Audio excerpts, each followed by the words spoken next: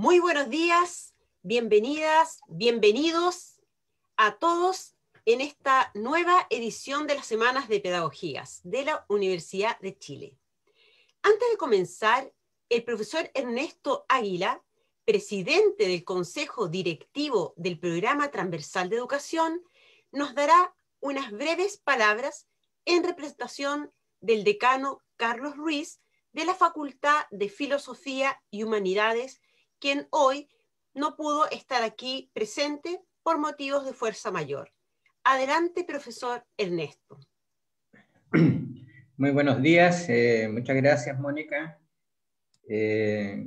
Bueno, efectivamente, vengo en representación del decano de la Facultad de Filosofía y Humanidades, Carlos Ruiz Schneider, quien en este periodo es el presidente del Consejo Ejecutivo del Programa Transversal de Educación. Él lamentablemente se encuentra hoy con licencia médica, pero me ha pedido representarlo y extender su saludo a todos ustedes en esta inauguración de la Semana de las Pedagogías. Quisiera, bueno, en ese sentido, que este saludo también fuera una bienvenida a nombre también de las instituciones que forman el Programa Transversal de Educación. Me refiero en este caso a la Facultad de Ciencias, a la Facultad de Ciencias Sociales, a la Facultad de Filosofía y Humanidades y al Centro de Investigación Avanzada en Educación, CIAE. Bueno, también felicitar al Programa Transversal de Educación, especialmente a su directora ejecutiva, Cristina Arenas, y a todos a quienes trabajan allí y que han logrado construir esta propuesta tan intensa y robusta de actividades para las Semanas de las Pedagogías. También saludar de manera especial a USTV, que es un proyecto asociativo y sin fines de lucro, que estará transmitiendo en vivo varias de estas actividades programadas durante la semana y que es un proyecto del Consorcio de Universidades Estatales, así que también mi saludo a ellos. Bueno, también saludar y felicitar a las unidades académicas y programas de formación de profesores que están con sus actividades animando esta Semana de las Pedagogías. Por supuesto, también saludar y dar la bienvenida a los estudiantes de pedagogía, a los profesores y profesoras del sistema educativo que se conectan y al público en general. Bueno, yo creo que cuando uno mira el programa de esta Semana de las Pedagogías, que va en realidad para su 7ª versión, uno, bueno, se da cuenta que es una actividad de la Universidad de Chile que ya comienza a tener una tradición detrás. Y también uno observa que va creciendo año a año. En esta semana tendremos por lo menos 15 actividades, incluyendo un cabildo, y donde, bueno, se muestra un espectro de temas que son de gran preocupación hoy en día y que son abordadas por distintos académicos, académicas y por distintas unidades de educación y pedagogía de la Universidad de Chile.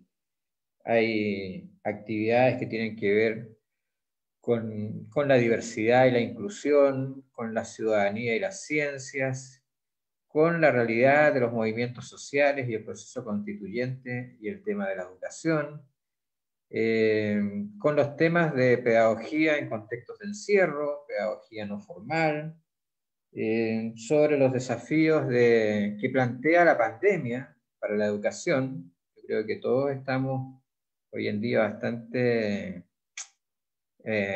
reflexionando sobre lo que significa enseñar y aprender en contextos virtuales, ya sea en la formación de profesores como también en el desafío y en las dificultades en que están inmersos nuestros profesores, educadores de párvulos, en sus clases vía online o en línea.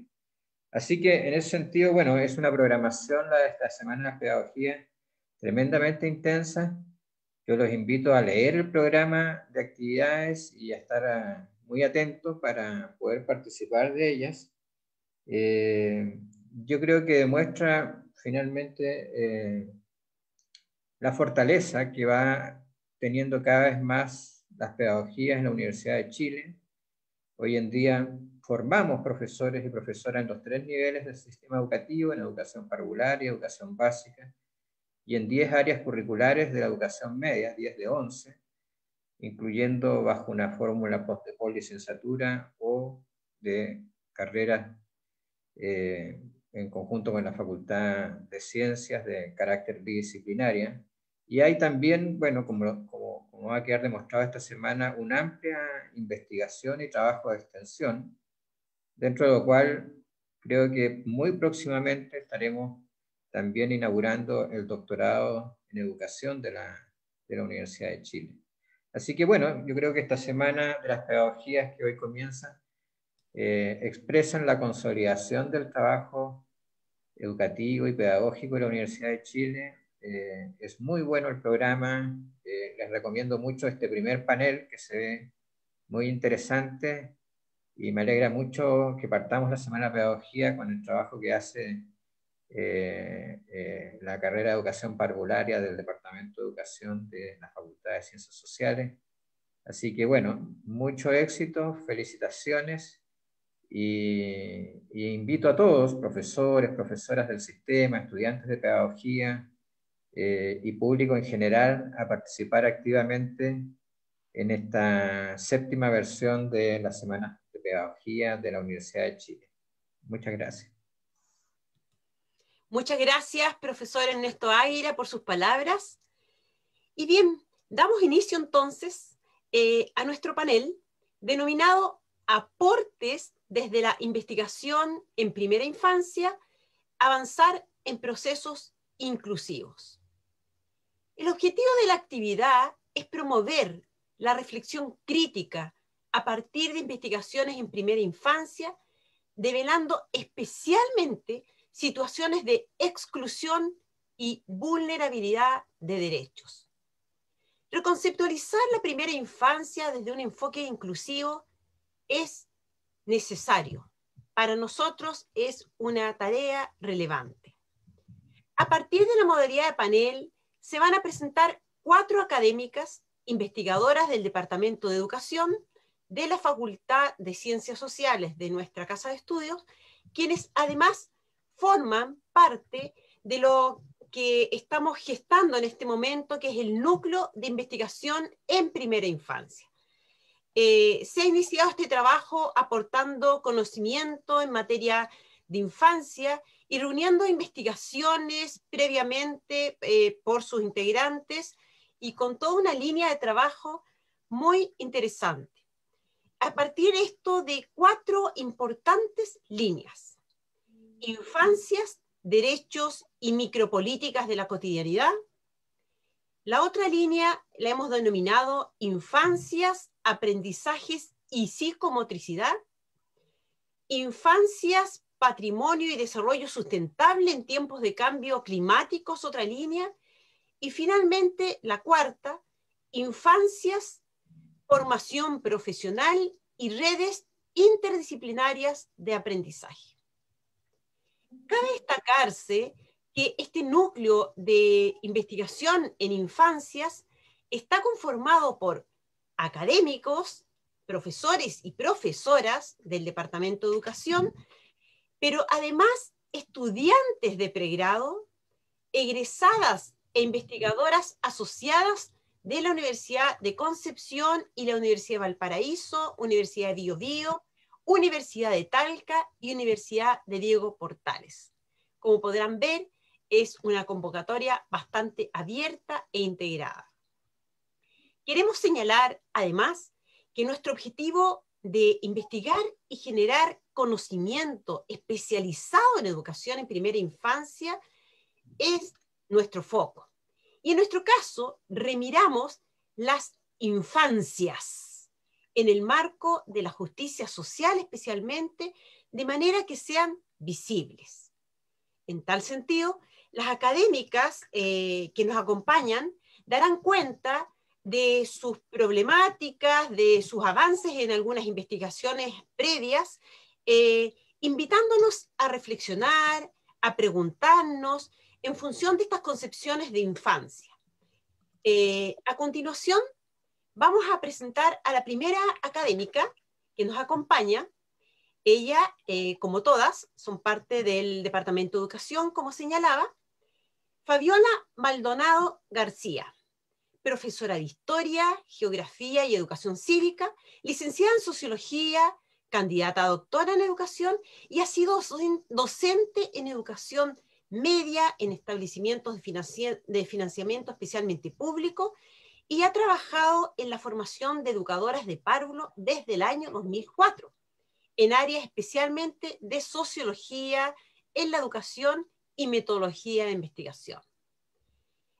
Damos entonces la bienvenida a Fabiola, quien nos va a exponer un tema que ya van a ver que es bastante interesante, porque es el marco en el cual nosotros nos movemos. Adelante, Fabiola, bienvenida. Muchas gracias, Mónica. Bien, buenos días a todos y a todas.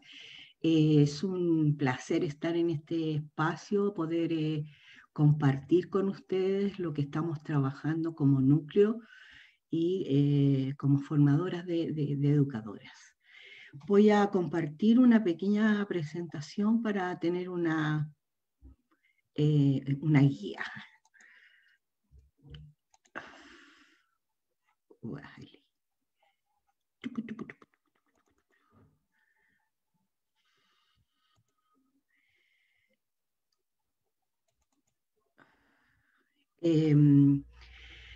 El tema que voy a abordar tiene que ver con algunas concepciones y enfoques teóricos respecto del concepto de infancia. Es nuestro sujeto de estudio, es nuestro sujeto de observación, es nuestro sujeto de ¿cómo diríamos?, de investigación. Y en ese sentido nos parece relevante la discusión existente respecto de cómo se entiende a la infancia. En ese sentido, tener presente que en las teorías clásicas de las ciencias sociales, la infancia es una etapa, está considerada en términos de la evolución desde la niñez a la adultez. Es decir, no se le entiende como una categoría propia, sino que está vista como pasiva, como en perspectiva de futuro, cuando en esa adultez será integrado a la sociedad. La infancia se piensa como una vivencia en un mundo paralelo al de la sociedad adulta, y donde los niños, las niñas, estarían en una dimensión de aprendizaje individual y social, en términos de la socialización de la cultura, es decir, de las normas, de los roles sociales y habilidades cognitivas. Sería como una etapa presocial. Eso en la teoría clásica. En las teorías contemporáneas distinguimos algunos consensos por una parte y algunos lineamientos teóricos que se estructuran en tres enfoques: el estructural, el constructivista y el relacional. No obstante, los tres asumen una distinción entre la niñez como una etapa de vida y la infancia como la experiencia. Y en ese sentido, todos fuimos niños, pero no todos tuvimos la misma infancia. Y a partir de eso, el segundo consenso tiene que ver con que se habla hoy día de infancias.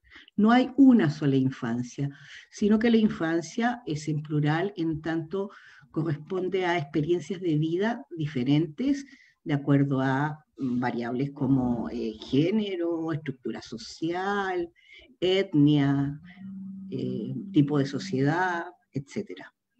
Entonces, hablamos de infancias. Quisiera dar algunas pinceladas respecto de estos enfoques en términos de lo siguiente. Ahí están nuestros niños latinoamericanos en distintas versiones. En el enfoque estructural lo que se plantea es que las infancias son una categoría social que es permanente en todas las sociedades, pero que varía de acuerdo a su historia y a su cultura. Configuran un grupo de población que forma parte integral de la sociedad y participan de la división del trabajo. Hoy día podríamos decir más que del trabajo, del consumo. No obstante, hay infancias trabajadoras. Como parte de la sociedad están expuestas a todos los vaivenes que allí se producen, en todas las áreas, solo que las vivencian de manera diferente. Lo que no quisiéramos que se repitiese es que hoy configuran una minoría. Las infancias son una minoría social en términos de marginación de muchos de los procesos de la sociedad, por una parte, y suelen ser foco de su paternalización, principalmente a través de las políticas públicas, de los programas sociales. Incluso esta concepción tan de sentido común que hoy tenemos en la sociedad chilena de que los niños y las niñas son vulnerables y más bien vulnerabilizados. En este enfoque se ve a la infancia como parte de la sociedad y por lo tanto co-constructora de ella, y donde hay que trabajar en función de visibilizarlos y de destruir aquellas barreras que tienen que ver con el bienestar de las infancias y que tienen que ver con el posicionamiento más protagónico de sus intereses y de sus derechos.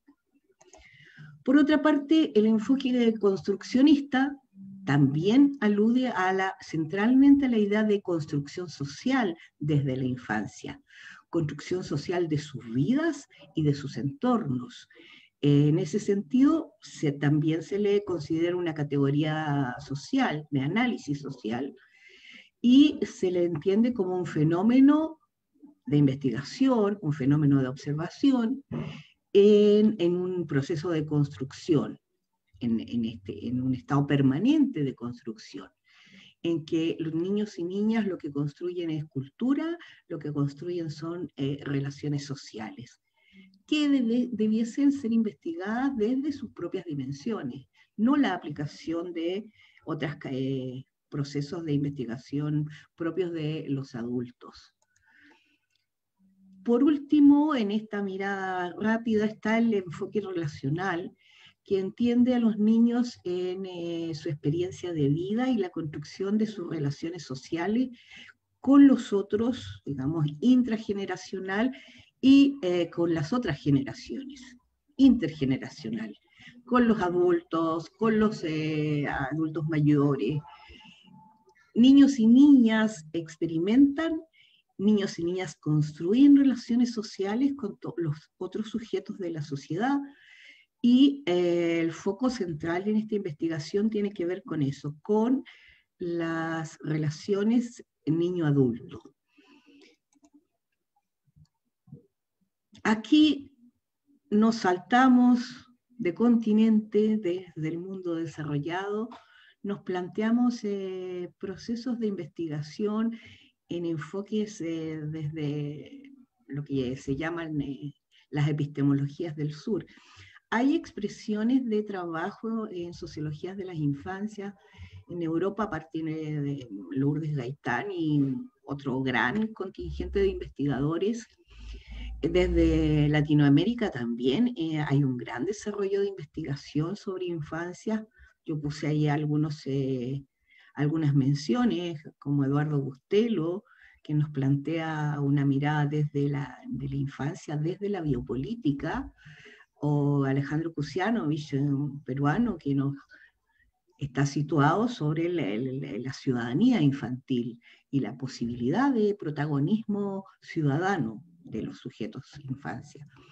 Rosa María Torres, ecuatoriana, que también ha hecho todo un desarrollo respecto de la infancia en educación. Quisiera terminar señalando un foco que nos parece particularmente interesante, que viene del desarrollo de las epistemologías del sur, planteado por Boaventura de Sousa. Epistemologías del sur que se entienden como una metáfora.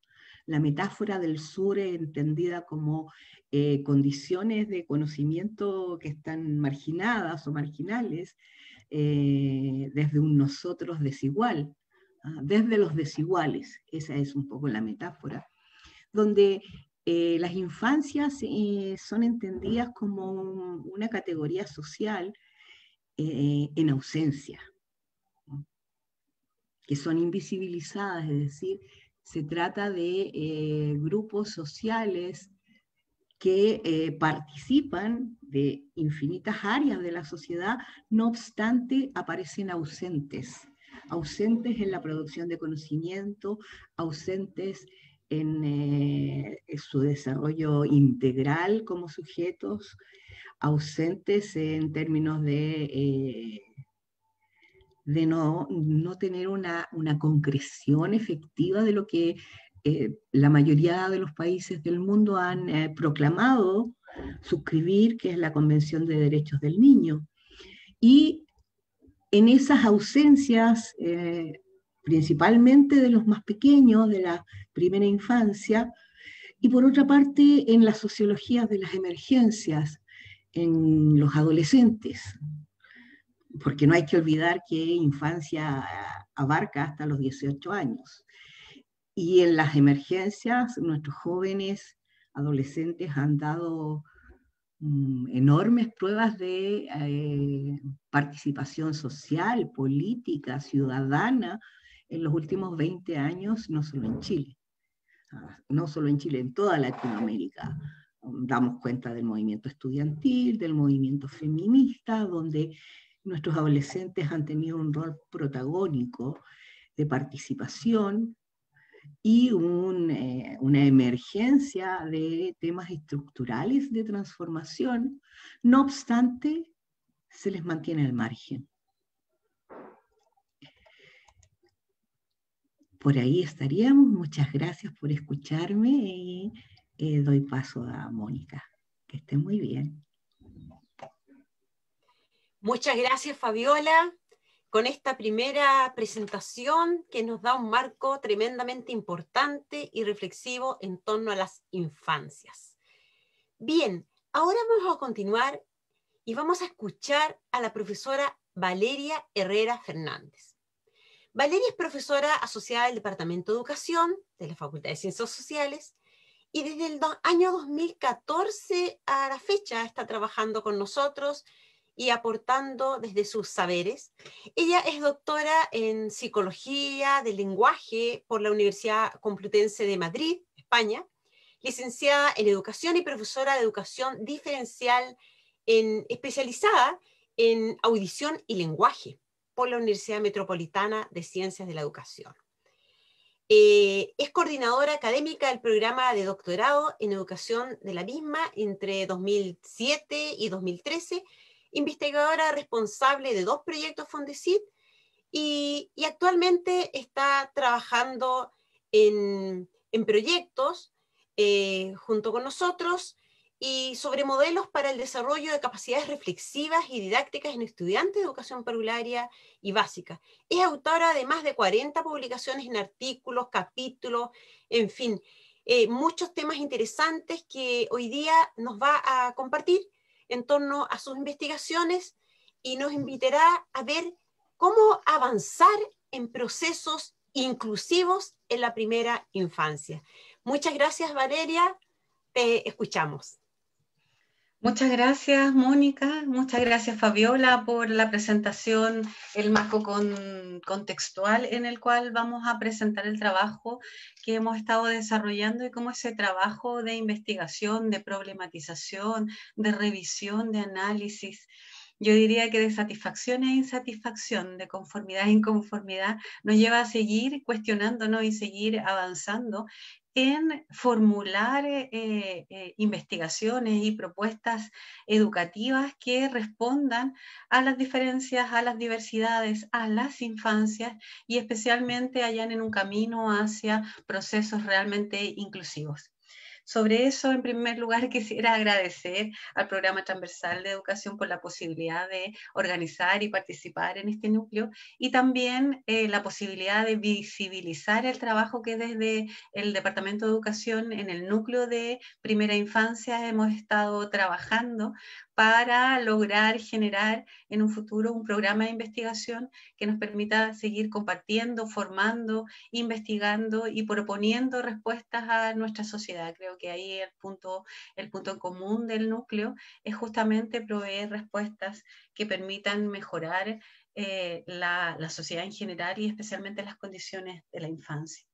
Entonces, dentro de eso, quisiera compartirles un poco mi experiencia de investigación en estos años. Y quería compartir con ustedes esta experiencia de investigación con las primeras preguntas que me formulé para la investigación, con los primeros cuestionamientos, con algunos avances que he ido realizando y con todo lo que queda por delante. Entonces, en esta primera presentación, recordar las palabras de Mafalda, de este personaje tan querido, y que ella plantea, sin importar nacionalidad, raza, cultura, todos los estudiantes adoptan actitudes más cooperativas cuando se sienten incluidos. Es decir, creo que el sentirse incluido, el sentirse partícipe, el sentirse sujeto de derecho, como ya nos anticipaba Fabiola, es aquello que nosotros pretendemos poder aportar a la mejora de nuestra sociedad. Es como una brújula para allanar ese camino. Y luego compartirles justamente lo que fueron estas primeras preguntas de investigación en un recorrido de investigación que formalmente lleva alrededor de 20 años para mí. Cuando empecé a ser profesora, cuando empecé a interactuar en educación, y lo que les quiero compartir son esas preguntas iniciales pedagógicas como profesora respecto del aprendizaje, respecto de la enseñanza, respecto de las prácticas y cómo ha ido madurando ese recorrido desde las preguntas iniciales hasta las preguntas actuales que tienen mayor complejidad. Y quisiera compartirles ese recorrido porque es un recorrido no solo en la investigación, sino un recorrido en la pedagogía, una pedagogía que intenta tensionarse permanentemente, actualizarse permanentemente y, como yo les hablaba, esta necesidad de poder complejizar esa respuesta. Entonces, las primeras preguntas que quisiera compartir con ustedes, seguramente habrán estudiantes, yo espero que están también participando y escuchando del núcleo, que se sientan de una u otra forma identificadas con estas preguntas. Mi primera pregunta cuando yo empecé a trabajar con niños y niñas sordas fue ¿por qué el desarrollo y el aprendizaje de los niños y niñas sordas resulta tan dificultoso? ¿Por qué no puedo enseñarles lo que quiero enseñarles? ¿Y por qué lo que les enseño no resulta? Entonces fue un primer cuestionamiento pedagógico muy profundo y que llevó a una serie de preguntas. En segundo lugar, me preguntaba yo, ¿por qué rechazan la enseñanza, en este caso de la lectura, que yo les propongo? ¿Sí? Porque en este caso rechazaban la enseñanza y eso como pedagoga resulta muy, muy frustrante, pero es parte de mi realidad y por eso se los quería compartir. Entonces luego yo me empecé a preguntar cómo puedo mejorar la enseñanza y el aprendizaje. Y yo diría que estas tres primera línea de reflexión es exclusivamente pedagógica. Yo estas preguntas me las hacía cuando empecé a trabajar como profesora, cuando empecé a participar activamente en mi trabajo en las aulas y a buscar respuestas y a sentirme muy frustrada por no proveer respuestas educativas, por no poder generar aprendizaje. Y a partir de aquellas preguntas iniciales de insatisfacción, como les decía, me empecé a preguntar ¿cómo responden las teorías generales de enseñanza y aprendizaje a la educación de personas sordas? ¿Responden realmente? O sea, cuando empecé a revisar esas teorías de enseñanza, me di cuenta de que estas teorías de enseñanza, estos principios universales, no estaban considerando a la población con la cual yo trabajaba. No habían participado de esa construcción de conocimiento. Y esa pregunta para mí es, yo creo que una de las más profundas que yo me he formulado. Y se las comparto con mucho cariño para que ustedes también revisen esas concepciones, esas teorías, esos principios universales, esos modelos que nosotros pretendemos aplicar, ¿de dónde vienen?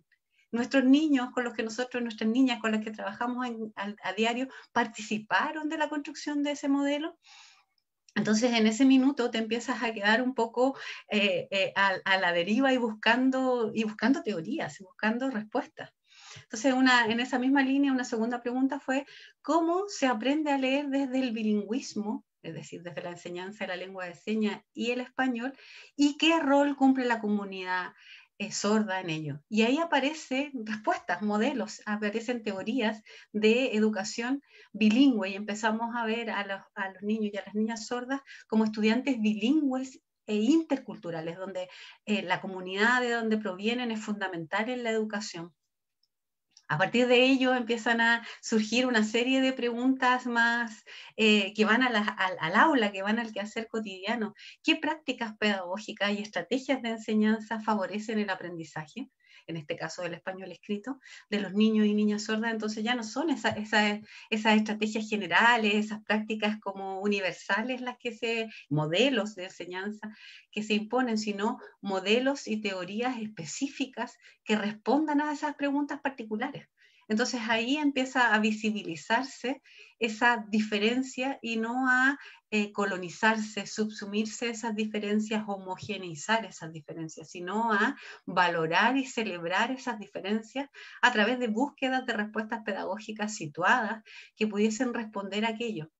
Sí, ese ha sido un camino que les presento en preguntas, que es un camino de 20 años aproximadamente. ¿Y hoy día en qué estamos? Hoy día las preguntas son cada vez más complejas seguramente, y hoy estamos preguntándonos cómo los procesos reflexivos de los profesores, las profesoras, las educadoras, configuran prácticas que promueven la mejora de los aprendizajes o del aprendizaje del español como segunda lengua y no como primera lengua de niños y niñas de educación parvularia y básica inicial. Hoy día se conjugan y se formulan preguntas más complejas y preguntas que van muy enfocadas en la labor pedagógica, en la labor, en el camino que puede abrir un docente, una educadora, para el logro de los aprendizajes, la realización personal, la identidad cultural, la pertinencia, y que eso se pueda volver un programa de trabajo. Bien, no sé cómo voy en las horas, pero sí quería compartirles este recorrido de trabajo y de investigación que llevo haciendo en un primer momento en atención temprana con bebés de 6 a 36 meses en unos proyectos de FONADI, donde intentamos promover un programa de atención individual y grupal con los niños y con sus familias, donde incorporamos talleres de lengua de señas, apoyo psicológico a las familias para la aceptación del duelo, para la aceptación y el duelo, y acompañamientos en los procesos de inclusión en educación parvularia también. Luego todo el recorrido en lo comprender cómo se lee y cómo se escribe desde la lengua de señas chilena, desde la interculturalidad, desde la comunidad de sordos, la participación de personas sordas en la educación, etcétera, que nos llevan a proponer programas de enseñanza, estrategias y participar de una visión bilingüe e intercultural de la educación de personas sordas. ¿Sí? En la actualidad y después de algunos proyectos de investigación FONADI y FONDESI, justamente estamos yendo hacia reflexionar sobre las capacidades reflexivas y didácticas que pueden desarrollar las educadoras, de párvulos y los profesores de educación básica inicial en su desempeño profesional. ¿Para qué? Para promover los aprendizajes, el desarrollo de los niños y las niñas. Y en el último proyecto que hemos presentado, tiene que ver ya más profundizar sobre estas prácticas pedagógicas para la enseñanza del español como segunda lengua. Niños y niñas de entre 5 y 8 años, por eso transitan de educación parvularia básica inicial, y generar conocimiento sobre cómo los procesos reflexivos de los profesores y las profesoras, las educadoras, configuran prácticas docentes que promueven la mejora de los aprendizajes, en el sentido de que entre mayores sean nuestros recursos pedagógicos y educativos, mayor impacto podríamos tener en la mejora de dichos aprendizajes.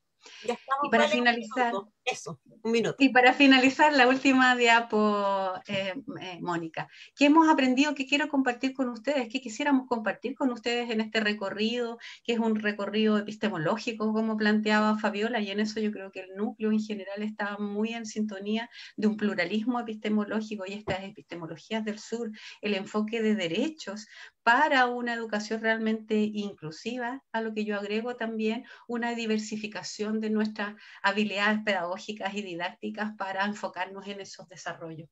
En primer lugar, compartirles que una de las experiencias ha sido que generar conocimientos educativos que estén vinculados a la experiencia. ¿Sí? Que los niños y las niñas sean partícipes de esa construcción de conocimiento a partir de sus propias experiencias, las narraciones que tienen, las canciones que han oído, etcétera, todo lo que es su pertenencia y pertinencia cultural. Revisar las teorías de enseñanza, de aprendizaje, los principios universales, porque no siempre responden a nuestros grupos, a nuestros grupos de niños y de niñas, a sus condiciones, a sus contextos. Me parece fundamental fundar esta reflexión y estos aportes respecto de un principio fundamental que es el principio de justicia social, porque la injusticia social se enraiza en la invisibilización y el menosprecio de determinados grupos e individuos, y ahí están las infancias, y ahí están los grupos en situación de discapacidad, etcétera, etcétera, todos los grupos vulnerados.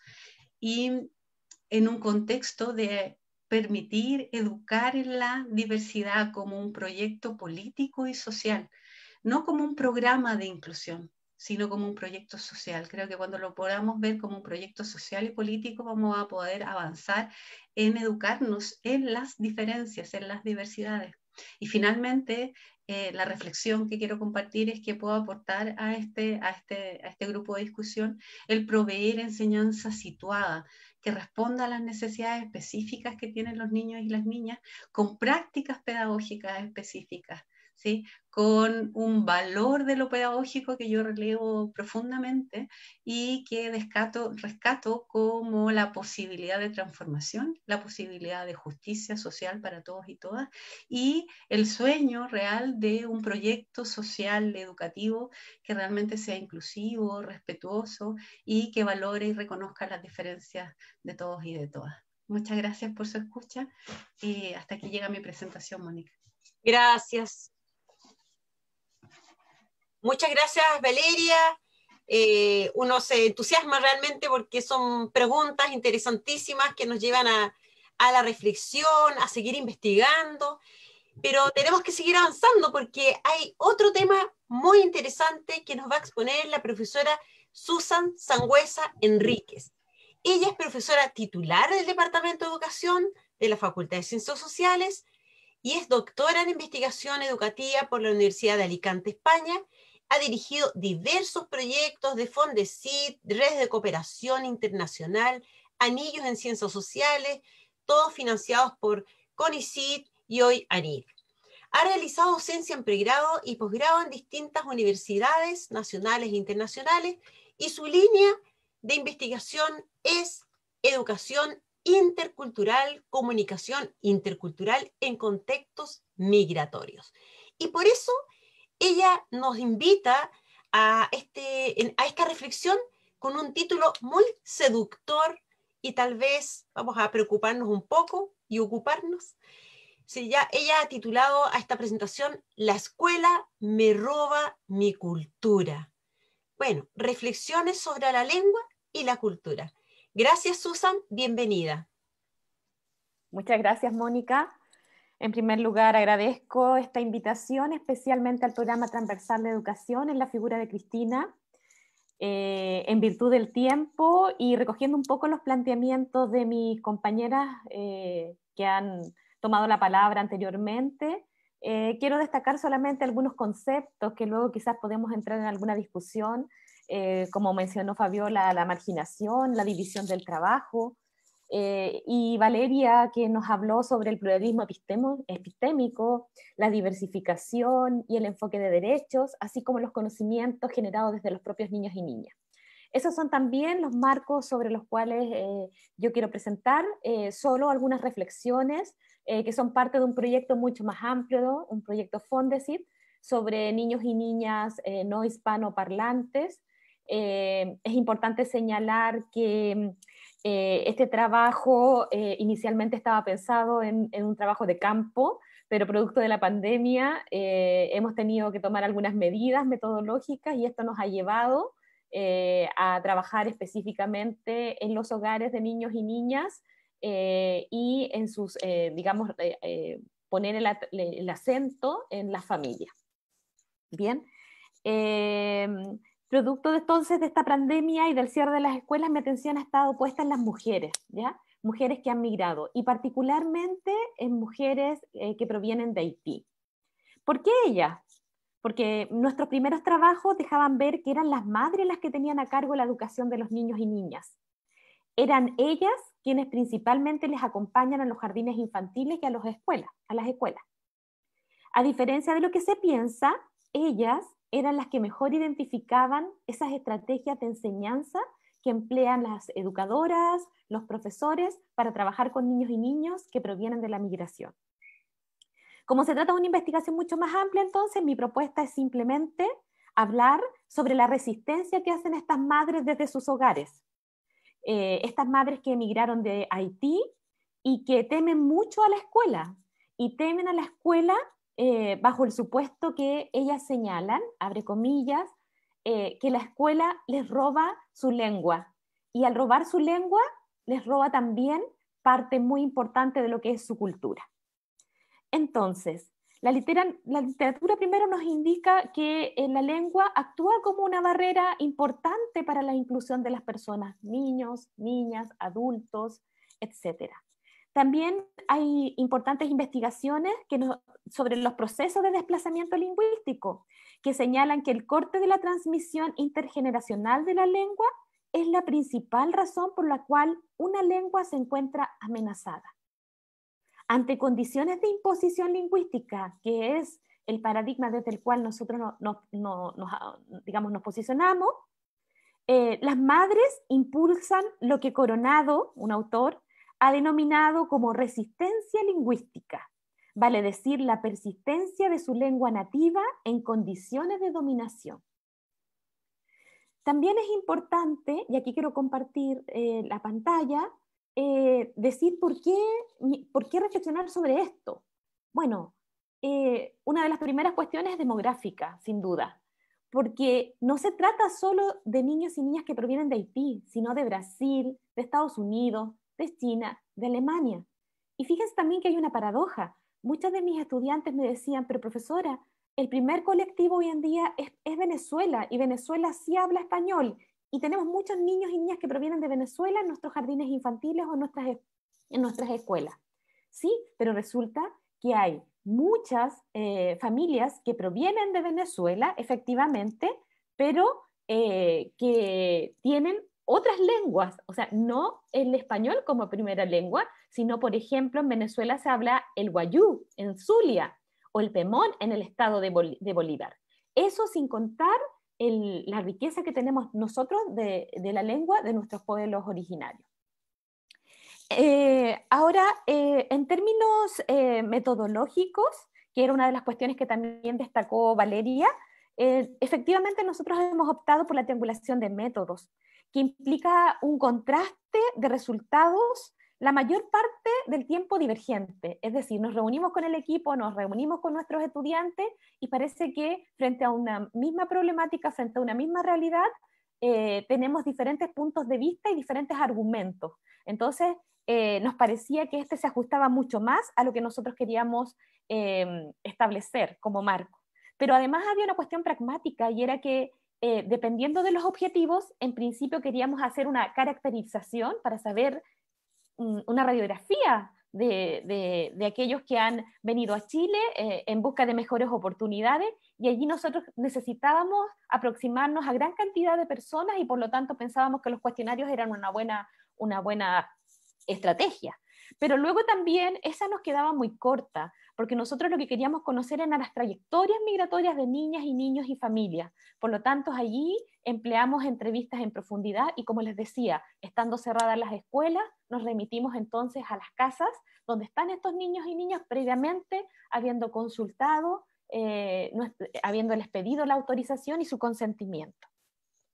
Se trató entonces de 37 entrevistas a mujeres provenientes de Haití, de las ciudades de Santiago, Talca y Concepción. Visitamos estos lugares junto a un mediador lingüístico, hablamos con las madres en su casa y conversamos sobre los fines del estudio.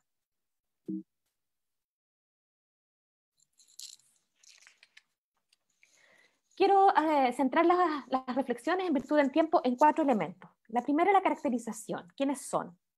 La segunda, ¿cuáles eran las expectativas que nos transmitieron estas mujeres? En tercer lugar, ¿qué miramos en la escuela? Y por último, las necesidades formativas que, si me da tiempo, profundizaré en ellas, y de lo contrario, seguramente mi compañera que sigue ahora, María Jesús, lo abordará con mayor profundidad. El primer punto, las creencias. Cuando nos preguntamos quiénes son estas familias que han migrado y llegan a nuestras escuelas, nosotros hemos visto lo siguiente.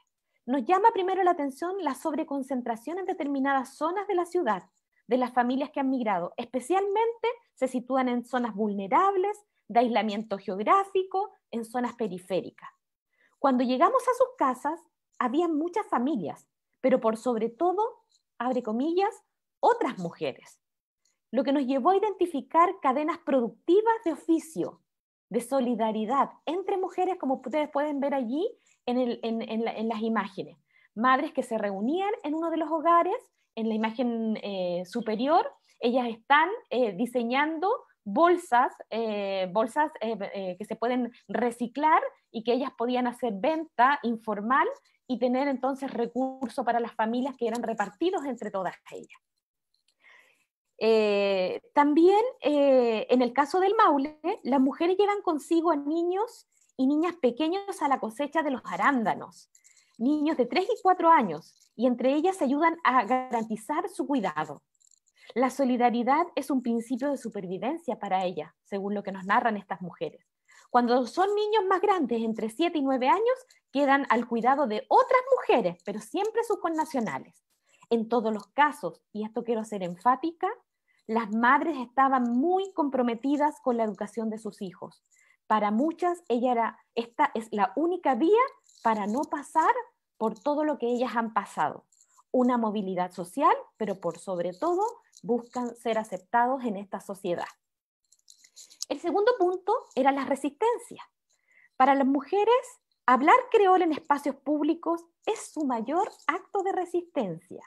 Por ejemplo, y yo sé que ustedes van a recordar o les va a hacer sentido, es que muchas madres que provienen de Haití hablan con otras madres en creol fuera de los jardines infantiles, fuera de las escuelas, en las plazas cuando los niños van a jugar, en las calles. Incluso cuando hay comercio ambulante, muchos de ellos se hablan también en esta lengua.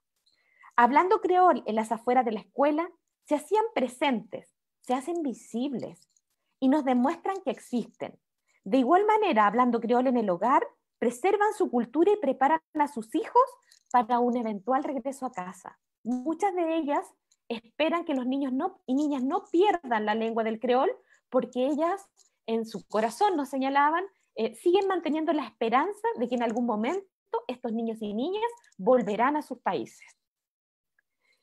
Estas mujeres nos hablan en sus relatos de la falta de motivación para llevar a los hijos a las escuelas, y de ahí el nombre de La escuela me roba mi identidad, donde ellas nos dicen que experimentan la pérdida de su identidad, procesos de aprendizaje de la lengua inadecuados, contacto limitado con sus compañeros de clase y actitudes racializadas que los excluyen del sistema escolar.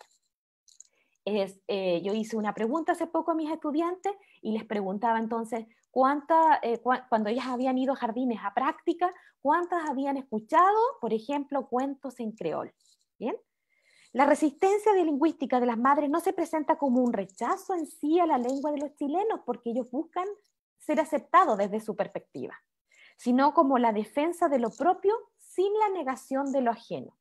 La adquisición de los elementos culturales de Chile, todo esto simbólico que representa Chile, les lleva a ajustar sus actuaciones dependiendo de los lugares y las personas. Ellas dicen que actúan de manera distinta, lo que nos lleva a pensar que existe un aprendizaje diferenciado de la lengua. En este sentido, la elección de una u otra lengua en cada situación comunicativa depende de los objetivos sociales que cada grupo o individuo tenga en ese momento. Las madres experimentan cómo la escuela les roba la lengua, lo que consideran un patrimonio. Con ello, hacen consciente la pérdida de su identidad étnica y cultural. No es una cuestión menor, ya que la extinción de la lengua significa la pérdida irrecuperable, según la UNESCO, de los saberes únicos, culturales, históricos y ecológicos. Cada lengua, según la UNESCO, es una expresión irreemplazable de la experiencia humana. El tercer punto es la respuesta que hoy vemos en la escuela.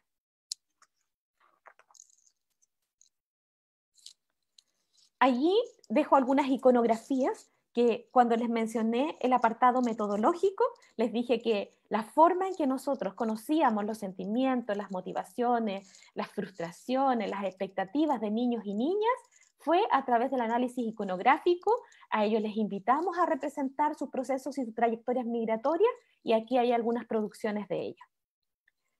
Las respuestas de la escuela. La escuela transmite determinadas formas de ordenamiento social que están a la base de cómo funciona la sociedad en general, y esto lo ha mencionado previamente Fabiola. El currículum valora, como todos sabemos, determinados saberes por sobre otros. Se ocupa de la selección de contenidos, y aquí hace mucho sentido lo que mencionaba recién Valeria, cuando nos decía que exista una co-construcción de aquellos conocimientos que deben ser susceptibles de ser enseñados o de ser trabajados en los jardines y en las escuelas. El Ministerio de Educación ha desarrollado políticas y programas específicos para niños y niñas cuyas familias han migrado. Los resultados, no obstante, no son los esperados. Pero esto no nos debiera extrañarnos, puesto que el foco se ha puesto en los extranjeros y no donde debiera colocarse, que es en la relación entre culturas, y eso nos incluye también. Los niños y niñas que no hablan el castellano, al no entender el idioma, tienden a aislarse en la sala de clases. Muchos de ellos están silenciosos y manifiestan una situación de desconcierto. Temen molestar, evitan sentirse ridiculizados por no hablar correctamente. Las madres identifican como estrategia de enseñanza, y aquí viene una cuestión muy importante, cómo las madres están muy atentas de lo que pasa en la escuela. Ellas dicen: mi niño aprende el español porque tiene un compañero que actúa como un par mediador. También he visto que la profesora saca su celular y usa un traductor. He visto también el ambiente letrado bilingüe. Veo que hay palabras rotuladas en la sala en creol. Sin embargo, cuestionan, y yo diría que esto se asocia a un marco mucho más amplio, que es la violencia simbólica, la teoría de déficit al desconocimiento de la lengua. Hay una cuestión muy preocupante que está sucediendo hoy en día, que tiene que ver con que niños que no hablan el español son considerados con déficit, y por lo tanto ellos son derivados a grupos de educación diferencial.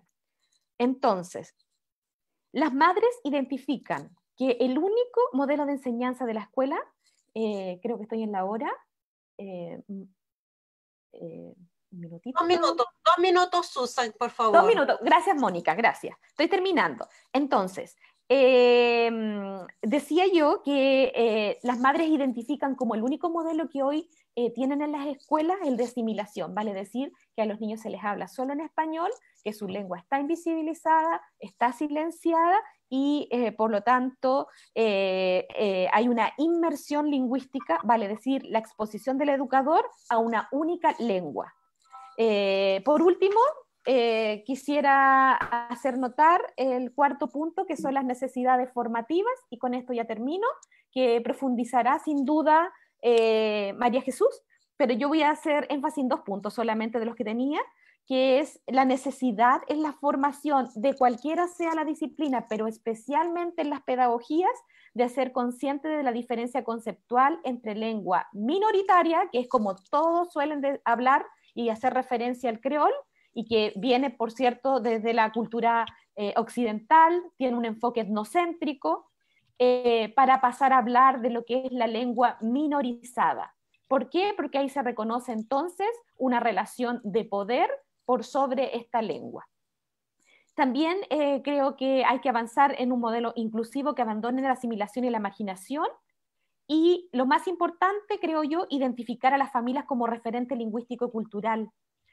En la mayoría de los jardines infantiles y escuelas los padres los dejan a los niños fuera de las escuelas. Son muy pocos los que los incorporan a este trabajo. Y ellos son referentes lingüísticos y culturales. Por lo tanto, es importante que ellos participen de esta educación.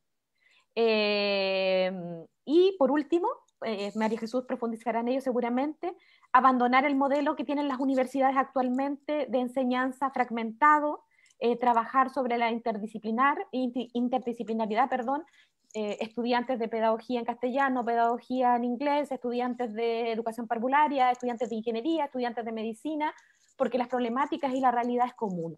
Y entonces lo que tenemos que buscar es formas de aproximarnos a ella de la manera más justa para todas y todos. Eso. Muchas gracias.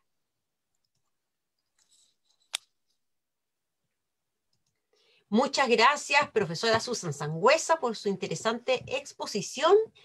Y nos falta la última, una interesante exposición que nos va a otorgar la profesora María Jesús Viviani Montalva.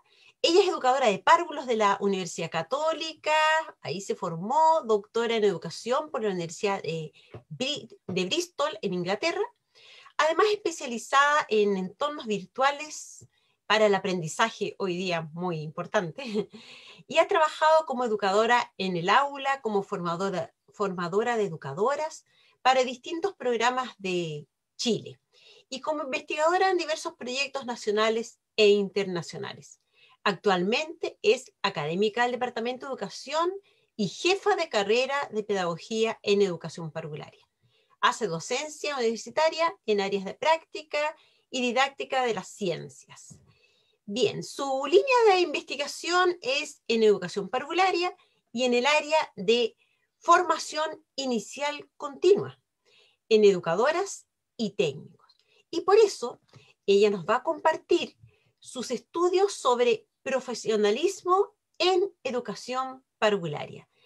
Profesora María Jesús, le damos la bienvenida y la dejamos ahí atenta nosotros a escucharla. Muchas gracias, Mónica, por la presentación. Gracias a mis compañeras también que han presentado anteriormente, muy interesantes sus aportes. Gracias también al Programa Transversal de Educación por invitarnos, por organizar este encuentro.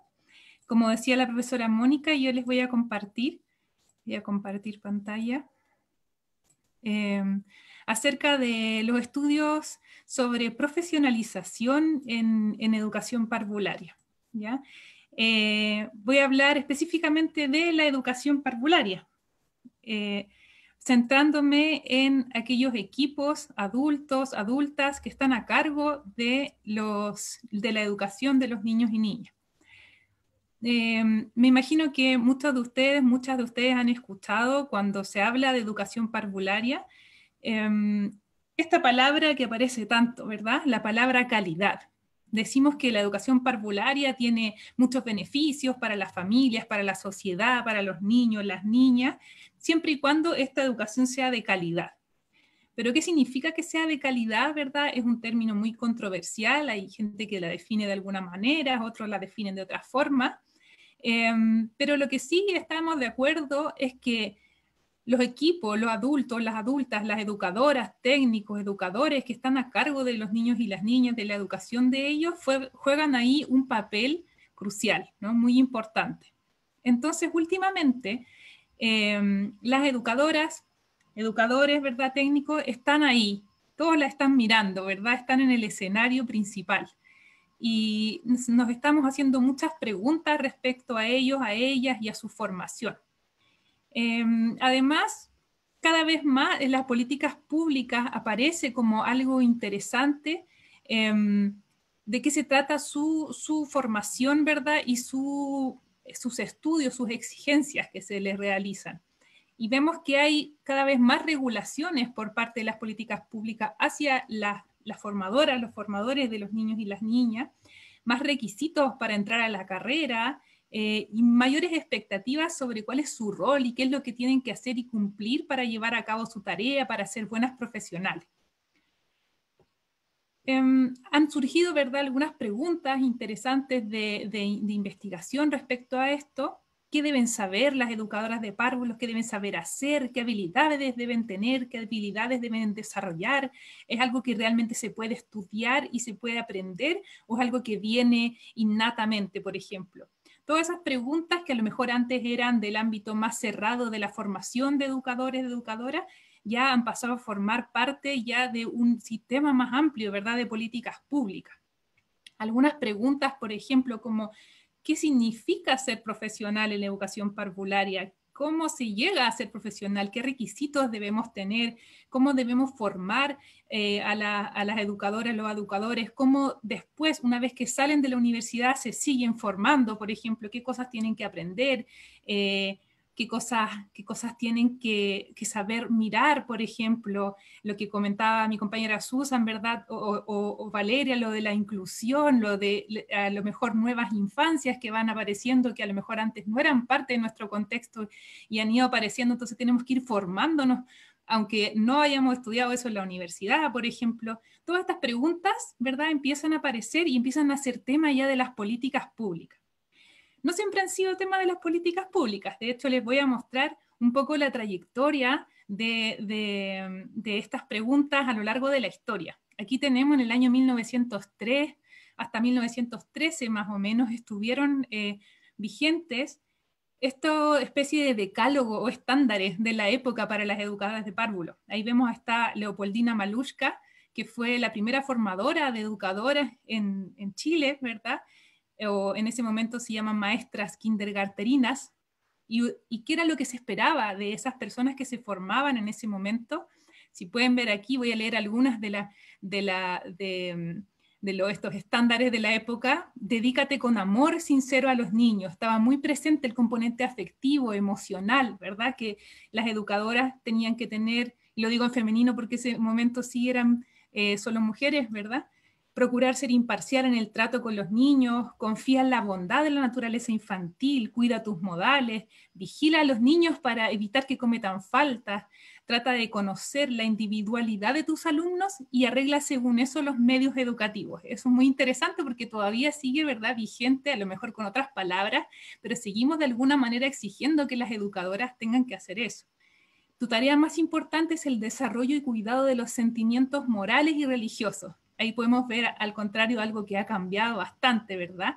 La espiritualidad quizás ya no es algo que forma parte del currículum actual de la educación parvularia o de la formación de educadores y educadoras.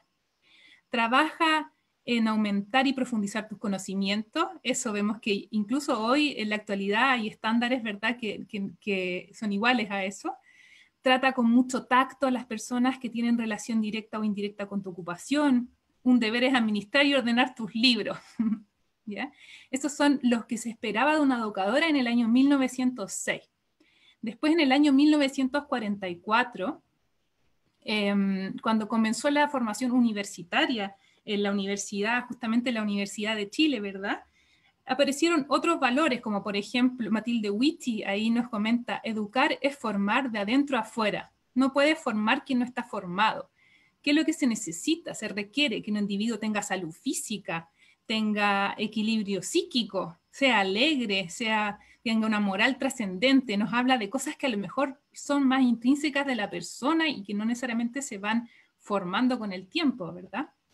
Después, en el año 57, una corriente mucho más científica, si lo podemos llamar así, o desde la psicología, invadió nuestro campo de la educación parvularia, ¿verdad? Y ahora esperamos una educación que forme educadoras psicológicamente especializadas para la educación científica de niños menores de 7 años.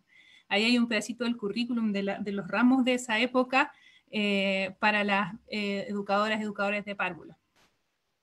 Hoy tenemos estándares, orientadores para las carreras de educación parvularia, ¿verdad? Hay algunas personas que piensan que definir o responder a todas las preguntas que antes mencioné se resuelve de una manera estandarizada, ¿verdad? Una serie de cosas que las educadoras deben saber y deben saber hacer.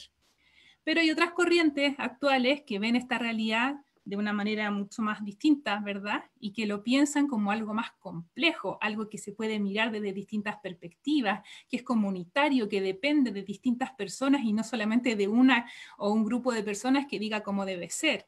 Que tiene contradicciones sí o sí, porque la vida tiene contradicciones y sobre todo este trabajo, que es un trabajo muy complejo, también las tiene.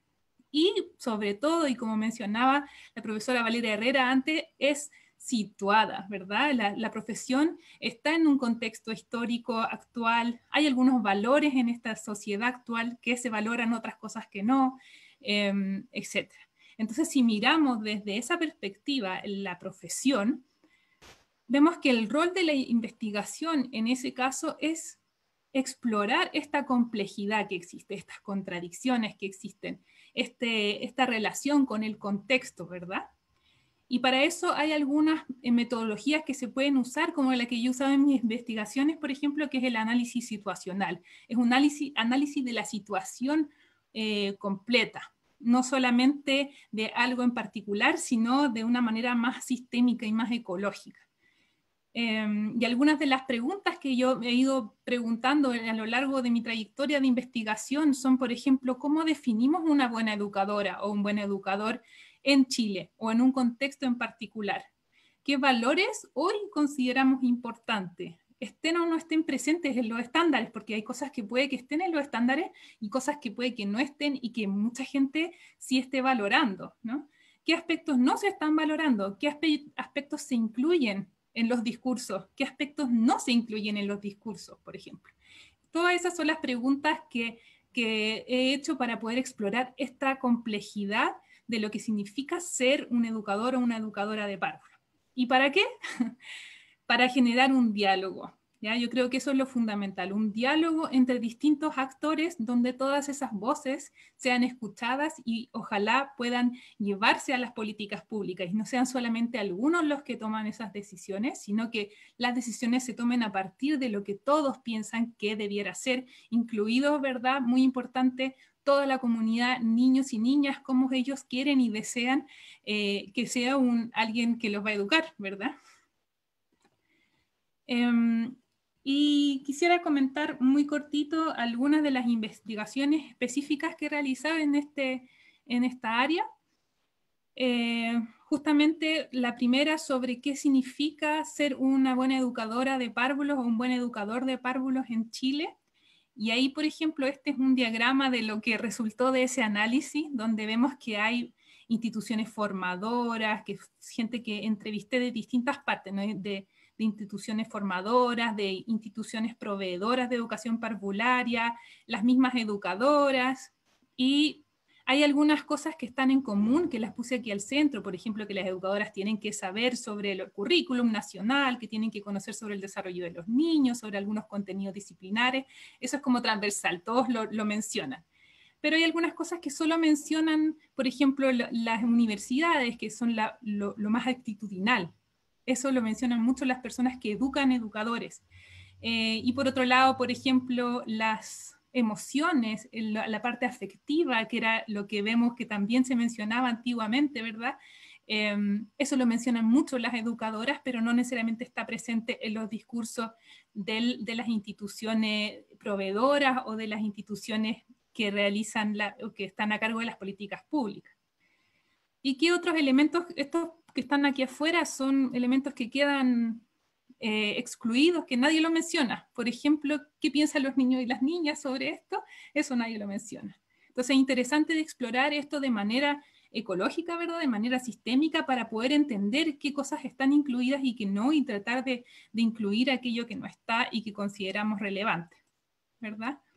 Esta es una segunda investigación que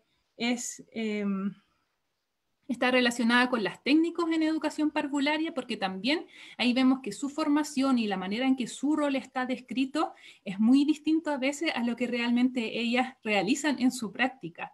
Entonces, esta es una investigación específicamente de los roles de las técnicos que trabajan en sala cuna y un poco un análisis de la complejidad de este rol, que tiene muchos elementos pedagógicos, elementos que podemos llamar de cuidado, pero que son estrechamente pedagógicos también, algunas responsabilidades administrativas, interacciones con las familias y otras responsabilidades como incluso el aseo, la limpieza del jardín, que eso queda como también algo excluido de las políticas o de la formación, y después realmente efectivamente si uno lo ve o pregunta a las técnicos se incluye dentro de su rol.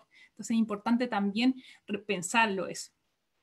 Y finalmente la última investigación, que es la que estoy realizando actualmente, tiene que ver con el desarrollo profesional o la formación más allá de la universidad, ¿verdad? Y también desde un análisis más sistémico ver qué es lo que las mismas educadoras y educadores esperan sobre su formación, qué es lo que necesitan, cuáles son sus expectativas, cuáles son sus barreras para poder seguir aprendiendo una vez que salen de la universidad, y qué es lo que dicen los demás, ¿verdad? ¿Qué dicen las instituciones formadoras? ¿Qué dicen quienes están diseñando las políticas públicas, que en este caso corresponde, por ejemplo, a la carrera docente, donde las educadoras tienen que seguir formándose para poder entrar a esta carrera? Y una comparación de todos estos discursos nuevamente para ver qué cosas son en común, qué cosas quedan excluidas y ver cómo podemos ir incorporando de alguna manera esas voces que no se han escuchado a veces o que no se han tomado en cuenta y que son de justamente los protagonistas, que son las y los educadores, ¿verdad? Cómo poder ir pensando eso y llevarlo a las políticas públicas. Bueno, esa es mi presentación. Agradezco mucho su atención.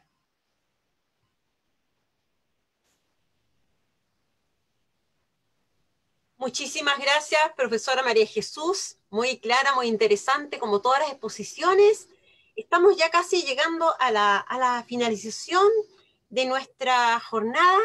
Hay algunas preguntas que nos han hecho. Estamos mirando el chat, pero en virtud del tiempo podríamos hacer alguna bien puntual y a lo mejor 1 minuto para que cada una responda. ¿Les parece? Voy a leer algunas. Por ejemplo, para la profesora Fabiola, ¿qué significa infancia protagonista? ¿Cómo podríamos abordar para trabajar en una infancia mucho más protagonista? Esa pregunta podría, en 1 minuto, profesora Fabiola, darnos algunas pistas, ya que las personas quieren escuchar. Lo intentaremos. Está bastante, digamos, generalizada esta idea de infancia protagonista, sobre todo desde el derecho a la participación que está consagrado en la Convención de los Derechos de los Niños. Sin embargo, lo que uno observa es que este es un discurso que es bastante abstracto por una parte y que por otra es preocupante que aparece como un discurso vacío de contenido. ¿Qué significa protagonismo? Es fácil plantearlo en los adolescentes, es decir, en su participación en la comunidad, en grupos de pares, en otros lugares. No obstante, en el caso de la primera infancia, el protagonismo tiene que ver esencialmente con la escucha, con el derecho a opinar que los niños debiéramos como educadores potenciar, favorecer, incentivar. Pero la opinión tiende a quedarse en la idea de que los niños hablen. Y la verdad es que el protagonismo tiene que ver con un diálogo, con una capacidad de interacción, no de escuchar a los niños paternalmente, sino de la escucha implica no oír solamente, sino la escucha implica responder, dar cuenta de cuáles son las interrogantes que vienen desde los niños y las niñas, levantar desde sus intereses, por ejemplo, en el aula, el tema de cuáles son los contenidos, cuáles son las perspectivas, el trabajo colaborativo, en una relación de un diálogo más horizontal. El protagonismo de la primera infancia en entender y dar espacio para que ellos también den cuenta de sus opiniones sobre la sociedad, por ejemplo, en el seno de la familia, no como la imposición del adulto, sino de ser partícipe de la familia, de ser opinante en los temas relevantes para la familia, no solo en el consumo, que es donde hoy día más claramente se identifica el protagonismo infantil. Ok, muchísimas gracias. Profesora Fabiola nos deja con una gran inquietud. Yo creo que esto es esencial para que estos niños sean el sujeto y no el objeto de la educación. Profesora Valeria Herrera, a ver si en un minuto nos podría ayudar a resolver esta pregunta que algunas personas hacen. ¿Cuáles son las principales barreras y facilitadores para la inclusión en la primera infancia? Bien, muchas gracias, Mónica. Yo creo que siguiendo de la mano con lo que plantea Fabiola, yo creo que la primera barrera es la participación o la participación real, es decir, la posibilidad de participar no solo es estar presente, no solo es el acceso. Durante mucho tiempo, el foco de las políticas de integración, diría yo, porque inclusión todavía nos queda un poco grande, ha sido el acceso, que los estudiantes estén en las aulas. Ahora, si están silenciados, si no entienden lo que ocurre en el aula, si las canciones no se cantan en su lengua, si la historia de su familia es menospreciada en las aulas, siguiendo a Jim Cummings, no ocurre la participación. Y aquí lo que no queremos es solo acceso al sistema educativo, sino participación. Y la participación significa la posibilidad de mantener lengua, cultura, identidad, reconocerse en su familia y no desarraigar. Yo creo que la primera gran barrera serían las concepciones educativas tradicionales que nos aferran a un modelo único, a una única visión homogeneizadora de la educación. Creo que esa es la principal barrera para la inclusión, y el principal facilitador es la concepción, son las concepciones de los educadores, de las educadoras, que van a transformar ese espacio educativo en un espacio inclusivo. Muchas gracias, profesora Valeria. Gran tema, la inclusión, que tenemos que trabajar y es un deber. Así como la pregunta que nos hace una persona aquí, Catalina Ayala. Nos pregunta, a ver si profesora Susan nos ayuda a responder, ¿cómo deberíamos ver las infancias entonces hoy en día?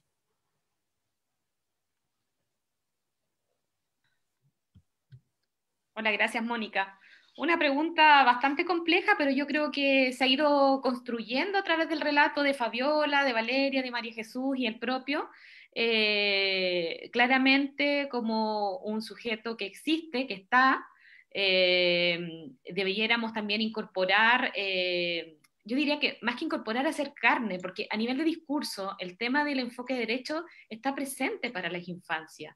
Sin embargo, esto no logra llegar y no logra permear las prácticas, sobre todo las prácticas educativas. Entonces yo creo que ahí hay un desencuentro que es necesario abordar. Yo creo que hoy los niños tienen una participación muy activa, los niños tienen un relato propio, tienen principios que acunan respecto, por ejemplo, del respeto por la naturaleza, de los principios que tienen que ver con la solidaridad, con la generosidad, con el respeto por los otros y otras. Entonces, creo que es una pregunta muy amplia, pero a partir de los relatos que se han expuesto, creo que ahí podemos encontrar luces, particularmente desde la diversidad cultural. Yo creo que la palabra clave, y desde el ámbito que he presentado presentado hoy, estaría el reconocimiento. Yo diría que esa es la palabra por lo menos fundamental, y que eso pueda garantizarse a través de un currículum. Y esto tiene que ver con los distintos niveles de concreción curricular, es decir, a nivel político, a nivel de centros educativos, a nivel de aula, escuelas y diferentes centros de atención de la primera infancia. Eso, Mónica. Muchas gracias, profesora Susan, por esa interesante reflexión que nos apela a todos, ¿no? Igual que quisiera preguntarle a la profesora María Jesús, porque también una pregunta que hacen acá es la siguiente, es ¿cómo incluir aquellos discursos que han sido excluidos en las políticas públicas? Una gran pregunta, no sé si nos quiere apoyar ahí la profesora María Jesús. Gracias, Mónica. Sí, bueno, quizás por el tiempo que nos queda también hacer un llamado a repensar esos procesos en los que se están construyendo las políticas públicas actualmente o se han construido con el tiempo, ¿verdad? Pensando en incluir a distintos actores. Hay políticas que se han construido así, no lo niego, donde hay muchos actores diferentes que han sido incluidos desde su comienzo, no solamente pensando en una validación final, sino también desde el comienzo del proceso, escuchar estas necesidades, escuchar los distintos contextos, ¿verdad? Dialogar mucho, conversar y pensar cómo se va a hacer el proceso de construcción de una manera colaborativa, que lo vemos también en lo que está pasando en Chile, ¿verdad? En todo el proceso constituyente, que estamos pensando entre todos una manera en que podemos formar, crear un país mejor para todos, ¿verdad? No solo en espacios cerrados, sino en espacios colaborativos. Y pensando quizás, retomando aquellos discursos que a lo mejor han sido excluidos otras veces, específicamente educadores, educadoras que están en servicio, que están trabajando, que conocen las realidades, que conocen los contextos, niños y niñas, ¿verdad? Que como comentaba Fabiola al comienzo, históricamente han sido excluidos de los procesos de toma de decisiones, entonces ver algunas maneras en que eso se puede incluir con encuestas, ¿verdad? Con análisis iconográficos, como comentaba Susan. Creo que existen distintas metodologías más colaborativas para poder pensar en cómo crear una definición a lo mejor o nuevas regulaciones para la educación parvularia. Bien. Muchas gracias, profesora María Jesús, por este interesante aporte. Efectivamente, estamos en unos tiempos importantes para nuestro país, como los que hacía mención. Bien, estamos ya llegando al cierre. Hemos podido escuchar 4 exposiciones que nos muestran una forma de pensamiento que reconceptualiza las infancias, y nosotros hablamos de infancias con una tremenda S al final, porque son infancias diversas, y la educación para esta, desde una mirada crítica es necesario, ¿no? Desafiando algunos sustentos epistémicos que podemos considerar muchas veces hegemónicos o dominantes. Las construcciones de la infancia, las cuales han sido producto de variables históricas, culturales, nos decía la profesora Fabiola, donde muchas veces han sido tratadas como minorías. La profesora Valeria nos hace muchas preguntas, y una de tantas es por qué el desarrollo y la enseñanza de los niños sordos ha resultado difícil, ¿no? Y uno se podría preguntar de los niños sordos, de los niños inmigrantes, de todos los niños y las niñas muchas veces, ¿no? ¿Y por qué entonces ella nos dice cómo se aprende este bilingüismo? Nos deja muchas preguntas de un recorrido largo de sus años de investigación que es necesario recoger. ¿Cómo podemos hacer esta educación menos homogénea? La profesora Susan nos muestra una investigación tremendamente interesante y contingente, ¿no? Que es problematizar esas resistencias tremendamente legítimas de las familias frente a la no aceptación o cómo no se recoge muchas veces la riqueza de las lenguas originarias de ellas, ¿no? Y la necesidad, por lo tanto, que muchas veces ellos sienten de alejarse de la escuela, porque sienten que le roban su lenguaje y su cultura. Estamos muchas veces en estos sistemas en que ha habido una aculturación, un aplastamiento a las culturas. Y hoy en día que estamos en un país siempre multicultural, pero tenemos que trabajar la interculturalidad, este es uno de tantos desafíos que esta mañana hemos escuchado. Y finalmente la profesora María Jesús Viviani, en su interesante exposición, nos comparte algunos hitos de la educación infantil que tendríamos que remirar frente a la formación de educadores y también reconceptualizar lo que es la calidad, lo que son los estándares y cómo nos insta a preguntarnos cómo definir un buen educador. Bueno, en fin, estas y muchas interrogantes, nosotros hemos estado trabajando en este núcleo que se está gestando, también en la formación de educadores de párvulos y en el Departamento de Educación durante muchos años. Es un camino seguramente no libre y no ha sido libre de obstáculos, pero los y las invitamos a recorrerlo, a preguntarse y a hacer investigación situada, como se decía, en torno a la educación infantil con esta mirada donde el niño y la niña son el sujeto y no el objeto de la educación. Le queremos dar las gracias al Programa Transversal de Educación, a su directora, representada por Cristina, y todo el equipo que hay detrás.